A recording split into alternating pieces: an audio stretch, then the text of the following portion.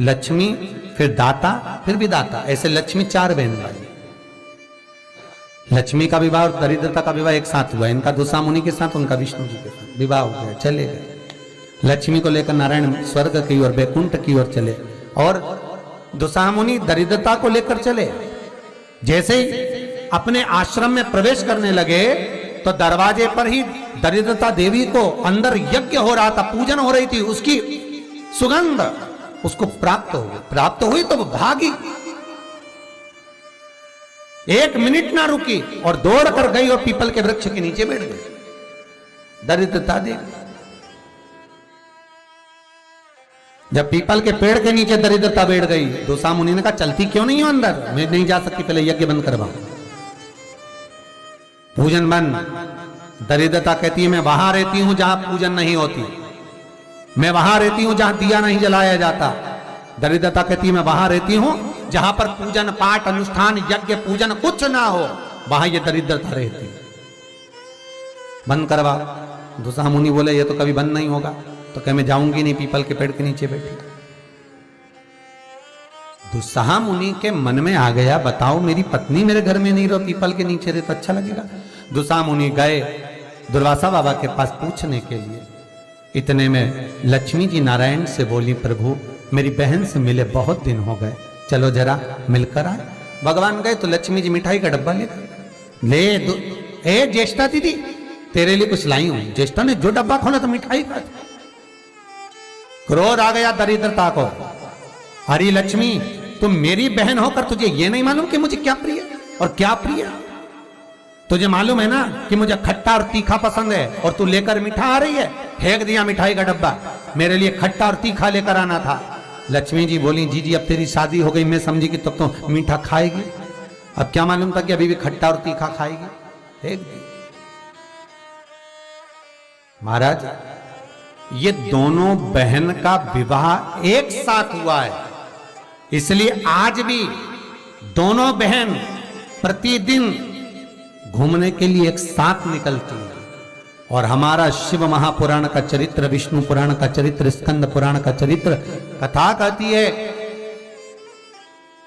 कि दरिद्रता हमारे घर में प्रवेश ना करे, इसलिए दरवाजे पर नींबू और मिर्ची को टांगा जाता है, जिससे दरिद्रता देवी बाहर की बाहर खाकर चली जाती है, और मिठाई का डब्बा अंदर रखा जाता है, जिससे लक्ष्मी अंदर प्रवेश कर जाती है। मिठाई घर के अंदर और दरिद्रता के लिए नींबू मिर्ची बाहर। ये बात प्रवेश ना चाहिए।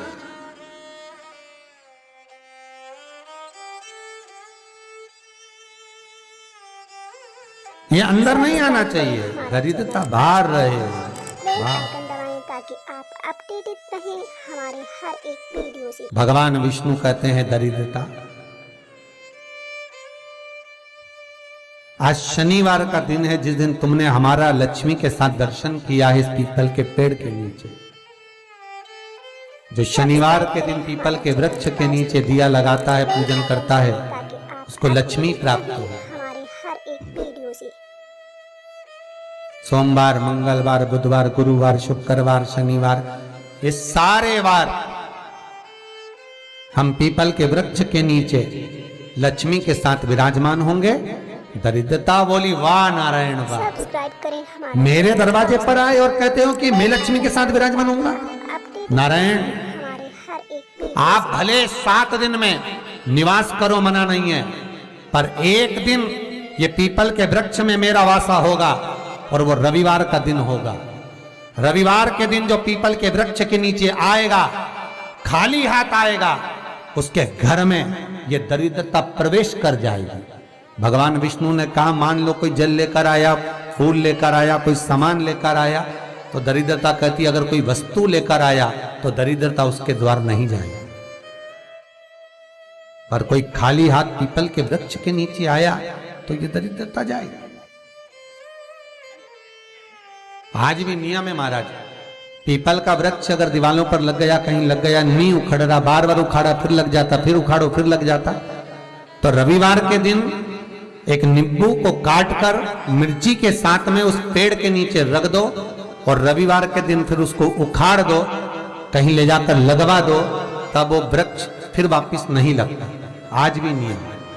और अगर आप वैसे रोज उखाड़ोगे तो वो 2, 4, 8, 15 दिन में, 20 दिन में, 1 महीना, 4 महीना, 6 महीना वापिस लगा, वापिस वहीं विराजमान है। पर नींबू कटा हुआ अगर रख दिया और मिर्ची रख दी और उसके बाद उसको उखाड़ा और कहीं ले जाकर लगा दिया आपने, फिर वो नहीं। सब्सक्राइब करें हमारा चैनल वास्तु फैक्ट। दरिद्रता में विराजमान है। अपडेटेड रहें। भगवान विष्णु लक्ष्मी से कहते हैं, लक्ष्मी ये पीपल का वृक्ष है, जिस वृक्ष के नीचे भगवान शिव का ही एक कपिल अवतार, पिपलेश्वर अवतार, वास्तु फैक्ट। बेल आइकन दबाएं ताकि आप अपडेटेड रहें। भगवान शिव का एक स्वरूप जो कि स्वयं दधीची ऋषि की धर्मपत्नी सुभार्च के गर्भ से भगवान का एक आनंदमय ज्ञान मुद्रा का स्वरूप उत्पन्न होगा, जिसका नाम पिपलाद होगा, वो यही पीपल के वृक्ष के नीचे निवास है। सब्सक्राइब करें हमारा चैनल वास्तु। इसकी जड़, बेल आइकन दबाएं। तना, पत्ते ये सब पुण्य भागी हैं, पुण्य भागी। एक सरल विषय में ध्यान देना, फिर निवेदन करूं। कई माताएं कहती है, गुरुजी हमने सफेद आंकड़े की जड़ बांधी और मान लो संतान हुई, और कई ऐसी हैं जिन्होंने बांधी और तो नहीं हुई है, तो उसके लिए भी ध्यान रखिएगा। 18 साल हो जाएं, 17 साल हो जाएं, 10 साल हो जाएं, 12 साल हो जाएं और घर में बच्चा नहीं है, संतान नहीं है, तो प्रयास करना सफेद आंकड़े की जड़ को लेना, तुमरुका जी का नाम लेकर 21 बार शिवलिंग पे से घुमाना, रजस्वला धर्म के 7वें दिन कमर पर बांध लेना, अपडेटेड रहें हमारे हर एक वीडियो से। और उसी दिन से एक पीपल का पत्ता मंगवाना, शंकर भगवान पर चढ़वाना, और पीपल के पत्ते को गौ माता के दूध में उसको उकलवाना, ठीक है, उकलवाकर ठंडा करवाकर पत्ते को बाहर ठंडा करने में डाल देना। दूध जब ठंडा हो जाए, हथेली पर उस गिलास को रखना और भगवान शिव का तुमरुका जी का नाम लेकर उसको पीना चालू कर देना। लगभग 8 दिन 15 दिन उस दूध का पान कर कर फिर विश्राम करो, मारो, संतान की प्राप्ति अवश्य हो, संतान अवश्य प्राप्त हो।